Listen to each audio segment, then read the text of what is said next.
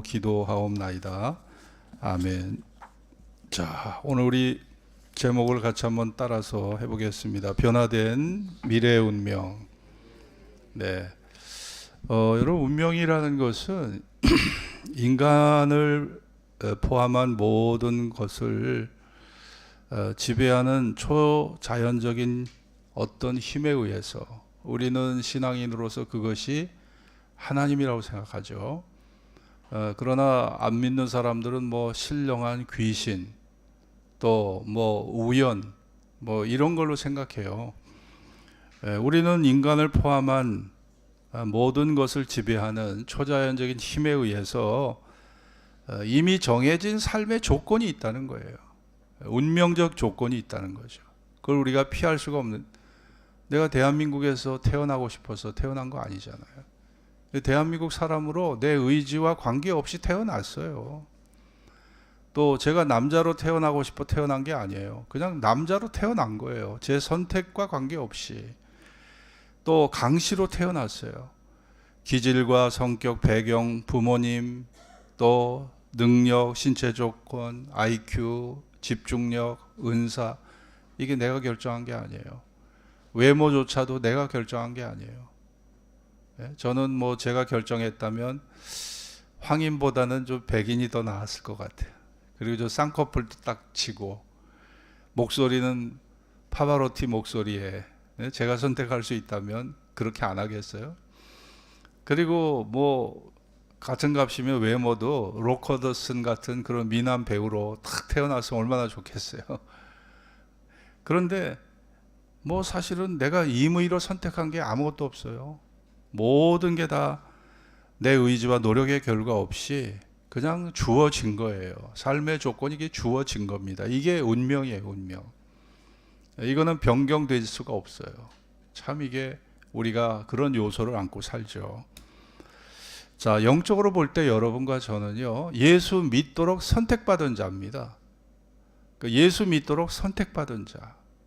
어떻게 보면 이것은요, 운명이에요, 운명. 하나님께서 내 자녀, 하나님의 자녀로 우리를 부르셨다는 겁니다. 요한복음 15장 16절에 보면 예수님이 제자들에게 너희가 나를 택한 것이 아니요 내가 너희를 택하여 세웠노라.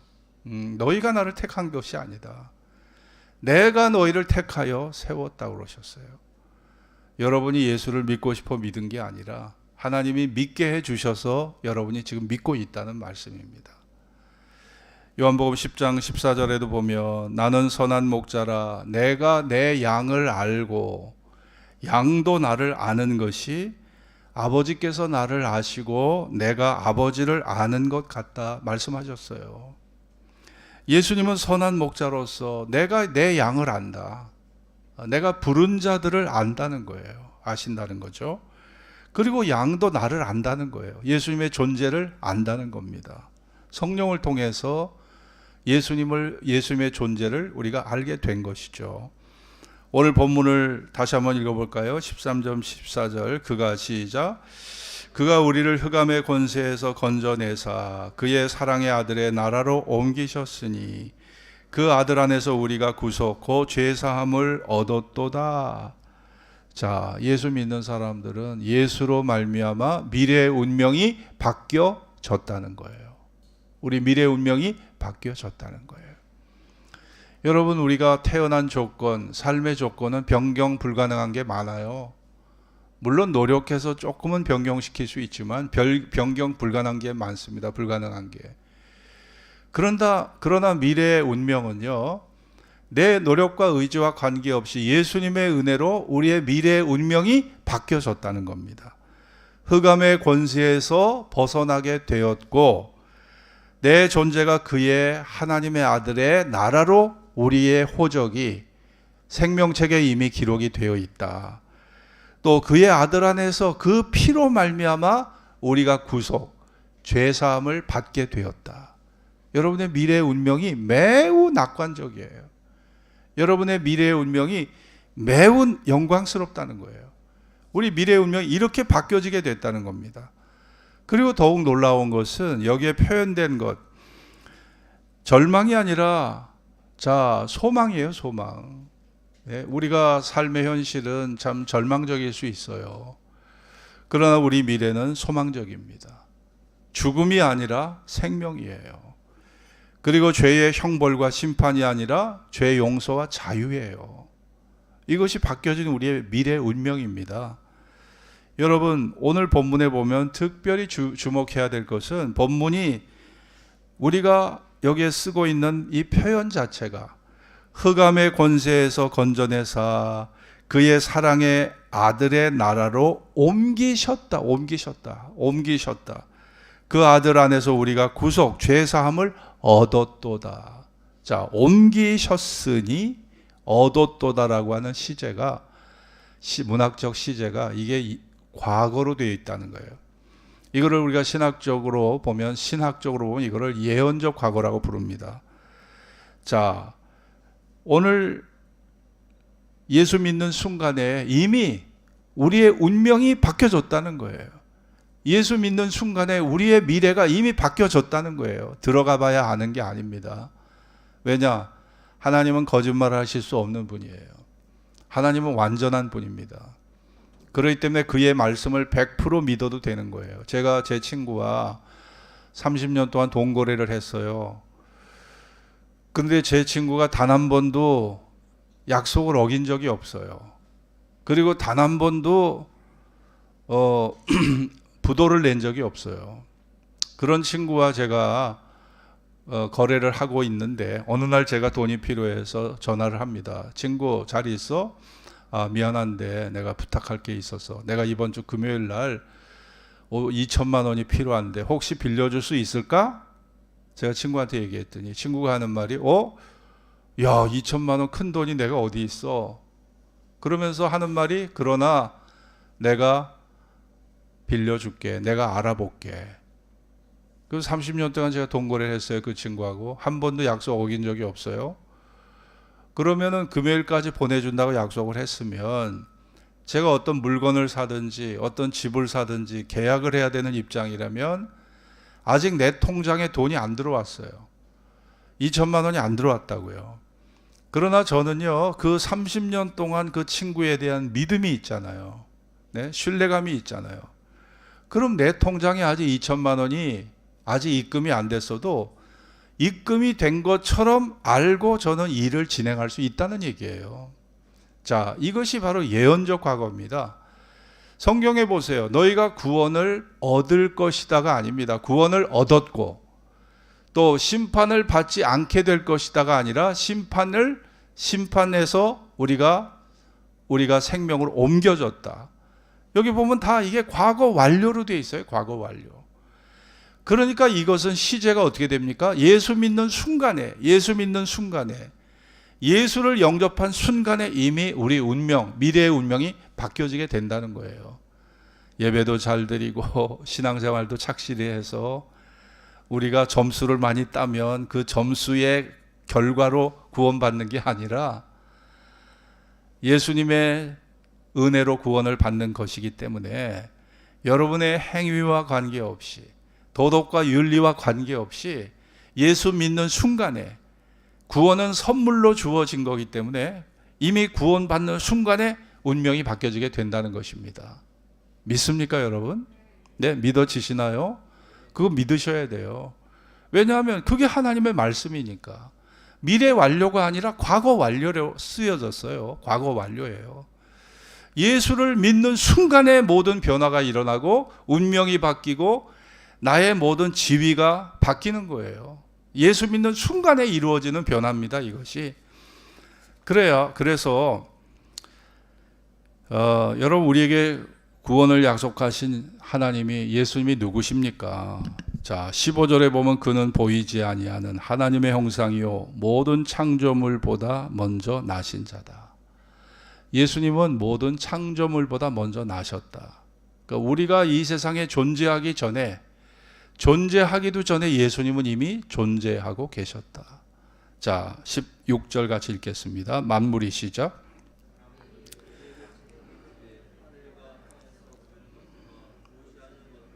혹은 보좌들이나 주관자들이나 정사들이나 권세들이나 만물이 다 그로 말미암고 그를 위하여 창조되었고. 여러분이 만물이 그에게 창조되되 만물이 예수님으로 말미암아 창조되었다. 그리고 만물이 다 그로 말미암고 그를 위하여 창조됐다. 만물이 예수님을 위해서 창조되었다는 거예요. 새 한 마리, 동물 하나, 사람 한 사람 한 사람도 다 예수님 자신을 위해 창조되었다. 예수님은 어떤 분이에요? 창조주 하나님이세요. 창조주 하나님. 말씀으로 세상을 지으신 창조주 하나님이신 거예요. 그리고 18절에 보면 그는 몸인 교회의 머리로서 죽은 자들 가운데서 먼저 나신 자다. 예수님은 부활을 통해서 예수님이 생명을 다스리는 권세를 가지신 분으로 성경은 말씀하고 있습니다. 또 19절에 보면 아버지께서는 모든 충만으로 예수 안에 거하게 하셨다. 모든 충만, 하늘과 땅의 모든 권세를 내게 주셨다고 주님 말씀하셨는데, 예수님은 모든 충만으로 바로 하나님께서 예수 안에 거하게 하셨다는 거예요. 여러분, 우리가 평범한 사람의 말도 신뢰관계를 갖고 있으면 그 말을 100% 신뢰해서 외상거래 하잖아요. 외상. 예? 현찰 안 받고 그냥 외상거래 하잖아요. 왜냐? 그 사람 믿을 수 있어요. 아예 한 달 후에 줘. 6개월 후에 줘. 1년 후에 줘도 돼. 나 당신 믿고 있어. 이런 얘기잖아요. 아니, 현찰도 안 받고 그냥 외상으로 6개월 후에 돈을 준다고 해도 그냥 물건을 대주는 거예요. 이게 뭐예요?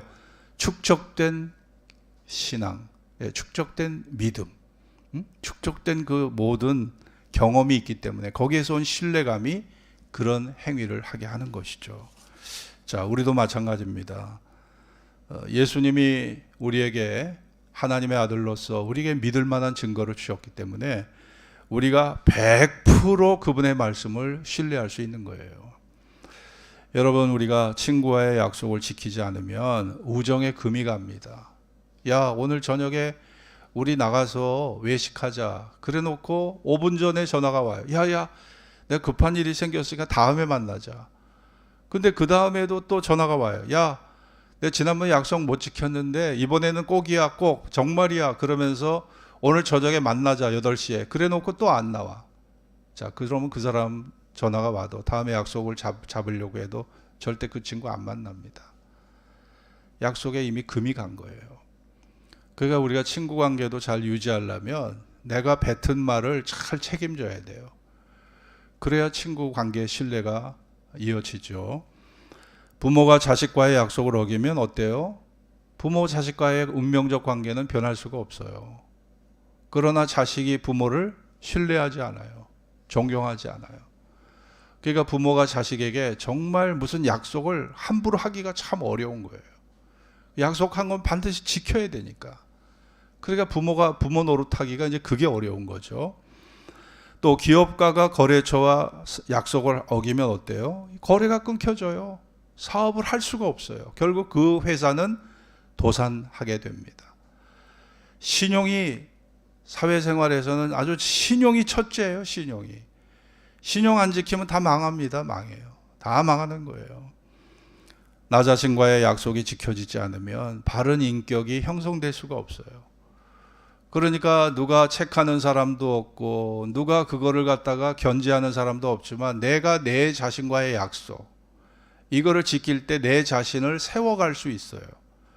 근데 내가 내 자신과의 약속을 지키지 못하면 어떻게 됩니까? 그럼 내 존재를 세울 수가 없어요. 내 존재가 세워지지 않고 나는 그냥 혼란에 빠지는 거예요. 혼란에 빠지고 상황에 밀려서 떠다니는 그런 방황하는 자가 될 수밖에 없는 거죠. 여러분, 인간의 삶 속에서도 약속이라는 것은요, 이렇게 중요합니다. 하물며 하나님께서 인간과의 약속을 얼마나 소중히 여기실까요? 로마서 4장 20절 같이 봅시다. 로마서 4장 20절 22절입니다. 로마서 4장 20절 22절 같이 한번 찾아보실까요?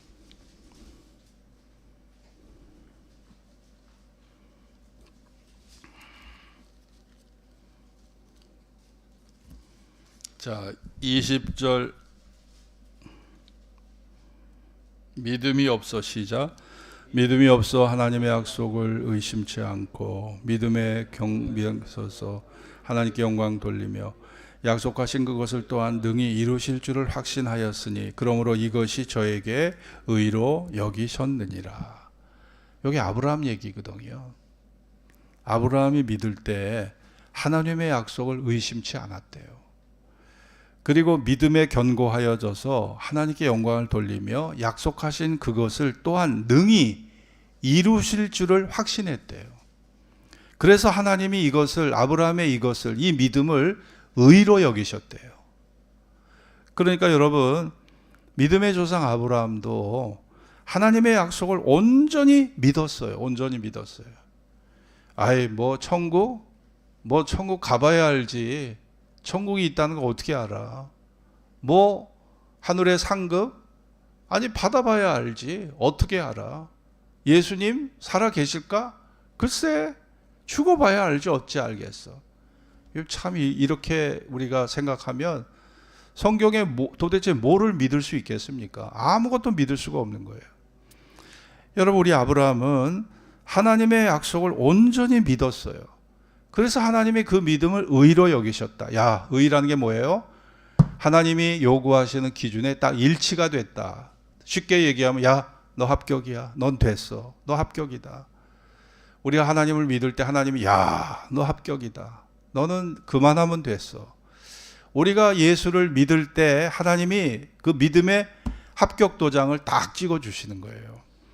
갈라디아 3장 29절에 보면 너희가 그리스도께 속한 자면 곧 아브라함의 자손이요 약속대로 유업을 이을 자니라. 내가 그리스도께 속한 자라고 한다면 우리가 영적인 아브라함의 자손이라는 거예요. 그리고 하늘의 유업을 얻게 될 자라는 것입니다. 히브리 10장 29절에 보면 또 약속하신 이는 미쁘시니 우리가 믿는 도리의 소망을 움직이지 말고 굳게 잡아. 베드로후서 3장 13절에 보면 우리가 그의 약속대로 의에 거하는 바 새 하늘과 새 땅을 바라보도다. 우리는 그의 약속대로 의에 거하는 바 새 하늘과 새 땅을 바라보고 산다는 거예요. 요한일서 2장 25절 따라해 봅시다. 그가 우리에게 약속하신 약속이 이것이니 곧 영원한 생명이니라. 네, 하나님이 우리에게 약속한 약속이 이것이니 곧 우리에게 약속한 영원한 생명이다. 영원한 생명을 약속해 주셨다는 거예요. 우리는요, 그거 하나 바라고 여기까지 달려온 거예요. 우리가 부귀영화 얻겠다고 예수 믿은 거 아닙니다. 건강하게 살아가려고 인격 도야를 위해서 예수 믿은 거 아니에요. 물론 그런 요소가 없잖아 있죠. 신앙생활 하는 속에. 그러나 하나님이 약속하신 이 영원한 생명, 죄 용서와 죄 사함을 통해서 얻어지는 이 영원한 생명, 이거를 얻고자 여기까지 달려온 거예요. 그리고 그 날이 멀지 않았어요. 그 영광을 받을 날이 멀지 않았습니다. 중국의 춘추 전국 시대에 공자의 제자 중에 증자라는 사람이 있었어요. 근데 이 증자는요, 아주 약속을 잘 지키기로 유명한 사람입니다. 근데 어느 날 그 증자의 부인이 시장에 가서 장을 봐야 되는데 5살짜리 꼬맹이가 엄마를 따라가려고 그래요. 엄마가 생각할 때, 야, 너 따라오면 엄마가 장을 제대로 볼 수도 없고 또 네가 한눈 팔다가 너 미아가 되면 엄마 힘들어. 이런 속으로 생각을 했어요. 엄마가 야, 엄마가 장 보고 돌아올 때까지 네가 엄마 따라오지 말고 집에 잘 있으면 엄마가 집에서 키우는 돼지 잡아줄게. 자, 이거 거짓말로 한 거예요. 그렇게 얘기를 했더니 아들이 알았어 그러고 엄마를 안 따라가네. 근데 그 얘기를 안방에 있는 그 남편 증자가 듣고 있었어요. 부인이 이제 아들을 떼어놓고 시장에 가서 시장을 보고 집에 왔는데 아니 마당에서 증자가 소를 잡고 있는 거야. 아니 저 돼지를 잡고 있는 거예요. 약속대로 돼지를 잡고 있어요. 아니 그 돼지 얼마 후에 키워서 팔 건데 그 돼지 벌써 잡으면 안 되는데 여보 이게 어떻게 된 일이야? 소리를 질렀더니 증자가 뭐라고 했을까요? 증자가 하는 말이, 아이는 부모의 흉내를 내고 인생을 배우기 마련인데, 그런데 당신은 어머니로서 아들을 속이려 했소. 어머니가 아이를 속이면 그 아이는 다시는 엄마 말을 믿지 않을 것이오. 훗날에 어찌 그 아이를 가르치겠소. 이런 얘기를 하는 거죠. 그래서 우리가 약속을 잃어버려서, 약속을 어겨서 신뢰를 잃어버린다면, 여러분, 이 인간관계는요, 이게 정상적으로 이루어질 수가 없다는 거예요. 찰스 핀이라고 하는 미국의 유명한 부흥사가 있습니다. 근데 이 사람이 원래 출신이, 직업이 뭐였냐면 법관이었어요. 법관. 훌륭한 판사였습니다. 근데 미국의 재판관들은 성경의 모세오경이 하나님께서 인간에게 주신 법률이라고 생각하기 때문에 이 모세오경을 미국의 판사들은 이걸 연구합니다. 하나님께서 어떻게 법을 제정해 주셨는지, 그리고 어떻게 인간의 죄를 다루고 계신지를 법관으로서 연구를 하는 거예요. 찰스 피니가 무신론자였어요. 법관이 되기 전에 무신론자였어요. 근데 법관이 돼서 법을 연구하는 입장에서 모세오경을 연구하다가 은혜를 받은 거예요. 그래갖고 찰스 피니가 예수를 믿고 유명한 부흥 강사가 돼버린 거예요. 판사 출신인데. 그런데 찰스 피니가 하나님의 약속이 얼마나 많은지 조사를 해보니까 신구약 전체에 걸쳐서 찰스 피니가 하나님의 약속을 발견한 것이 몇 가지일까요? 32,500개. 찰스 피니가 이거는 자기가 연구한 겁니다. 하나님이 인간에게 이걸 주시겠다, 이런 축복을 주시겠다, 은혜를 베푸시겠다고 약속한 게 32,500개라는 것을 찰스 피니가 발견을 한 거죠. 우리는 한 가지 약속도 지키기가 어려워요. 그래서 약속을 안 해. 약속을 기피해요. 근데 하나님은요, 32,500까지 다 기억하고 계십니다. 그리고 그 하나님의 약속이 하나도 머리카락 하나도 떨어지지 않도록 하나님은 지키시는 하나님이에요. 우리가 구약의 예수님께서 오실 거라는 메시아에 대한 예언을 보세요. 예수님 베들레헴의 탄생 이루어졌죠. 예수님이 나귀를 타고 예루살렘에 입성하실 것이다. 이루어졌죠. 예수님이 나무에 달려 십자가에 달려 죽으실 것이다. 이루어졌잖아요. 예수님의 옷이 제비 뽑힐 것이다. 이루어졌잖아요. 예수님 옆구리에 창에 찔리실 것 이루어졌잖아요. 예수님 부자의 묘실에 안장되실 것 이루어졌잖아요. 구약의 예수님에 대한 예언이 100%다 이루어졌어요. 32,500개 하나님은요, 그거 다 기억하셔요. 그리고 오늘도 그 약속을 이루시는 분입니다. 여러분, 하나님의 약속의 특징이 뭘까요? 하나님의 약속의 특징은 불가능을 넘어서는 약속이라는 거예요. 불가능을 넘어서는 약속. 자, 여러분, 죄 용서. 이거는 인간의 현실로 보면 불가능해요. 여러분이 용서가 안 되기 때문에 이혼하잖아요. 용서가 안 되니까. 용서가 안 되니까 그 사람 안 보잖아요. 용서가 안 되니까 화합이 안 되는 거죠. 결국은 서로 다른 세계에 살게 되죠. 용서 불가능합니다. 죽음에서 생명을 얻는 거 불가능합니다. 천국의 영광을 얻는 거 인간의 노력으로 불가능합니다. 그런데 하나님의 약속은요, 인간이 도저히 생각할 수 없는 불가능한 요소들이 하나님의 약속의 주류를 이루고 있다는 거예요. 하나님의 전지전능한 손에 능력에 의해서 이루어질 것이기 때문에 우리는 이 불가능한 약속들, 인간적으로는 불가능하지만 하나님의 입장에서 보면은 이거는 하나님의 입장에서 보면 그냥 아무것도 아닌 거죠.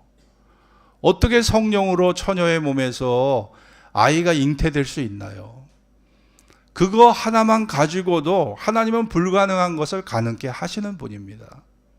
그러므로 우리는 이 불가능한 약속들을 우리는 믿을 수 있어야 합니다. 하나님의 약속은 진실한 약속이에요. 거짓이 없어요. 한터럭도 거짓이 없습니다. 사람은 약속을 해놓고 형편이 어려워지면 야, 미안하다. 내가 너 돈 빌려주려고 그랬는데 내가 은행에 가보니까 잔고에 돈이 없네. 미안해. 우리 사고가 나가지고 사고 수습을 하다 보니까 돈이 다 잔고가 없어졌어. 내가 병 치료받다가 돈이 싹 없어졌어. 미안해. 돈 못 빌려주겠어. 여러분, 사람들의 약속은요, 사람은 믿을 수가 없어요. 사람의 약속은 믿기가 참 어렵습니다. 약속을 잘 지키는 사람, 제가 제 경험에 의하면 10이면은요 한두 명이에요. 8명은 그 약속을 잃어버리거나 아예 무시해버리지, 약속을 철두철미하게 지키는 사람 한두 명에 지나지 않아요. 그러나 하나님도 사람처럼 그렇게 하실까요? 하나님은 시건치 않는다. 하나님은 시건치 않으신다. 시건이라는 게 뭘까요? 시건이라는 게 말을 해놓고 책임을 지지 못하는 거. 말을 해놓고 이게 공허하게 되어버리는 게 이게 시건입니다. 그러니까 그 말을 믿을 수가 없는 거예요. 여러분, 하나님의 약속을 안 지키신다면 누가 하나님을 하나님으로 대우하고 존경하고 하나님을 경외하겠습니까? 그러나 하나님의 과거의 일을 보세요. 하나님은요, 철두철미하게 약속을 철저하게 지켜오셨어요. 하나님이 이스라엘 백성이 애굽으로 내려갔을 때도 400년 만에 돌아오리라 하셨는데 430년 만에 돌아왔잖아요. 이스라엘 사람들이 바벨론의 포로가 돼서 70년 만에 돌아오리라는 약속이 그 약속대로 되었잖아요. 이스라엘이 주 70년 티토 장군에 의해서 예루살렘이 멸망했을 때 주님은 마태복음에 무화과 나무의 비유를 알라, 그 잎이 무성하여지면 때가 이른 줄 알라 하셨는데, 하나님이 1948년 이스라엘의 독립, 2000년 동안 떠돌이 생활하던 이스라엘이 바로 독립한 것을 보게 됩니다. 여러분, 하나님은요, 우리가 불가능해 보이는 그 약속들을 지금까지 이루어 오셨어요. 앞으로 우리가 죽음에서 부활을 얻고 생명을 얻는 거 불가능해 보이지만 반드시 100% 이루게 하실 것입니다. 우리는 이 사실을 믿는 거예요. 그게 우리 믿음의 바로 진실입니다. 위대한 하나님의 약속 안에서 여러분과 저의 미래의 운명이 바뀌어졌습니다. 또한 완전히 바뀌어지게 될 것입니다. 인간의 삶의 현실은요, 끝없이 나를 위협해요. 끝없이 나를 배반합니다. 나에게 실망을 주고 나에게 절망을 안겨줄 때가 너무나 많아요. 사람들은 나를 때로는 속여요. 약속을 지키지 않아요. 그래서 사람을 믿어왔던 그 신뢰감, 사람을 믿어왔던 그 신뢰감이 다 바닥을 치고 있어요. 세상의 권력을 믿고 돈을 믿고 주식을 믿고 비트코인을 믿고 부동산을 믿었는데 우리가 믿었던 거 지금 어떻게 됐나요? 네? 우리가 믿었던 게 지금 그 실체가 있나요? 어떻게 됐나요? 다 반토막, 3분의 1 토막, 다 날아가고 없어지고. 야, 세상을 살다 보면 믿을 게 없어요. 그래서 인간이 참 공허해요. 허탈해요. 왜냐?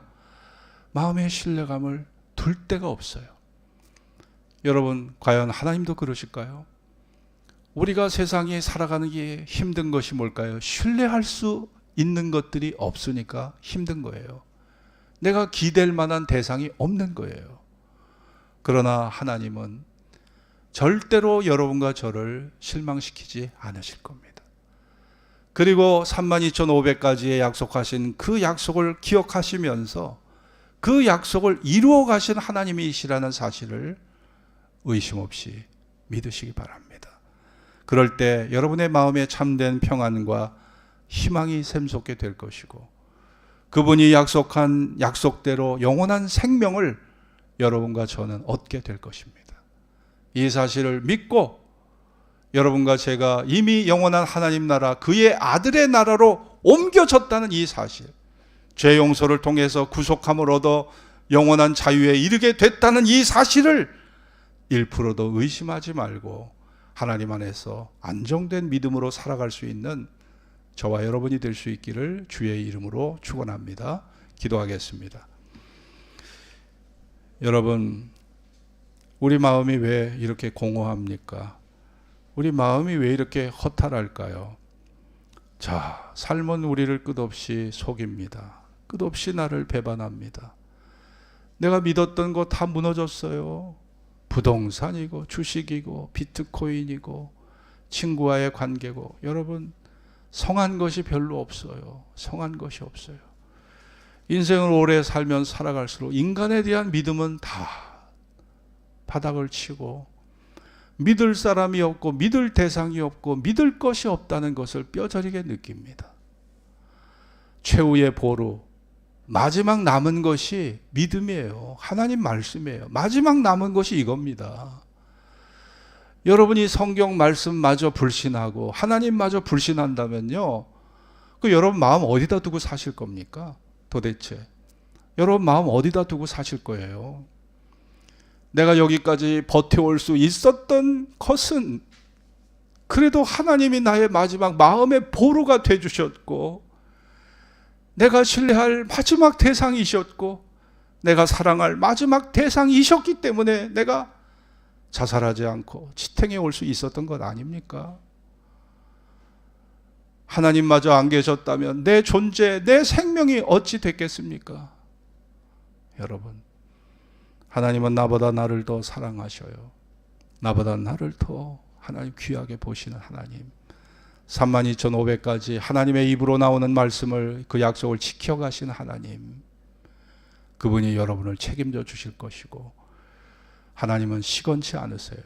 허탄한 말 하지 않으십니다.